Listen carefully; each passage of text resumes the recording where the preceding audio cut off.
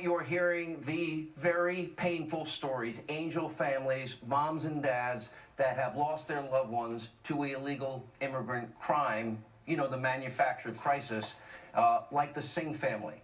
They lost their 33-year-old police officer, son, brother, Ronald Singh, just a day after Christmas when he was killed during a traffic stop in Northern California.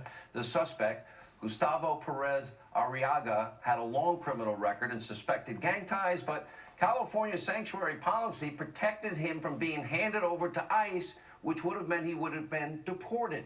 Officer Singh was an immigrant, a legal immigrant, who came from Fiji, came to this country as all immigrants do legally because they want a better life, the hope, the dreams for themselves, their families, their kids, to raise a family.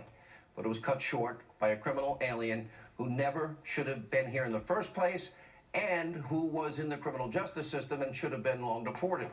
Joining us now is talk about his life is his brother. Reggie Singh is with us. Reggie, thanks for being with us.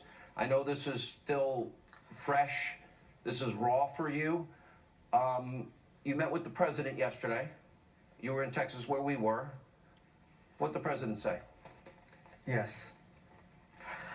The president just wanted to know how the family was doing, if there's anything he could do to help out.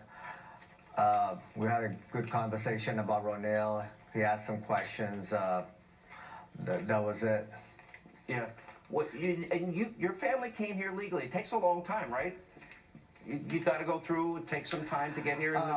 Yes, we came here in 2003. It takes about 10 years, I would say, to get you to go through the whole process. They do a medical background check, criminal background. If everything's fine, then the process is proceeded to the next step. Mm-hmm. But yeah, it's a process, and then you come here. In Ronil's case, we were green card holders for 5 years. Then he was asked to get his citizenship in order to become a law enforcement and he always agent. Wanted to be in law enforcement. So that was his dream. He wanted to protect and serve. He always wanted to do that. Yes, he always wanted to be a law enforcement, a cop in California. Wow. And that was one of the reasons we came here, so he could become a cop. Well, let me deal directly with the fact, and you heard the comments of then Governor Jerry Brown dismissing the fact that the sanctuary state status of California had anything to do with this. But the reality is the individual that killed your brother was already in the justice system. And because of the sanctuary laws, that prevents the state of California from informing ICE, handing over on the release date of their prison sentence, handing over to ICE that individual for deportation and enforcement of federal law. Does that make it even more bitter for you? It's hard to lose your brother, but when you find out we had him, he should have been deported and he was protected by a state law.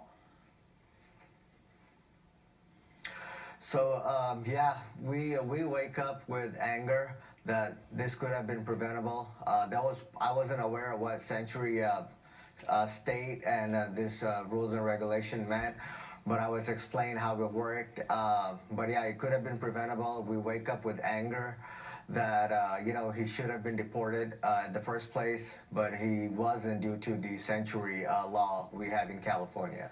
Yeah. I know this is fresh, like the Corcorans. This is new, this is hard, painful. You're in our thoughts and prayers. I'm so sorry. It sounds like your brother. Everything I've heard, I interviewed the sheriff, I interviewed the police chief out there. They loved your brother. He was a great cop. They're just devastated themselves. So you're in our prayers. Thank you so much for being with us tonight.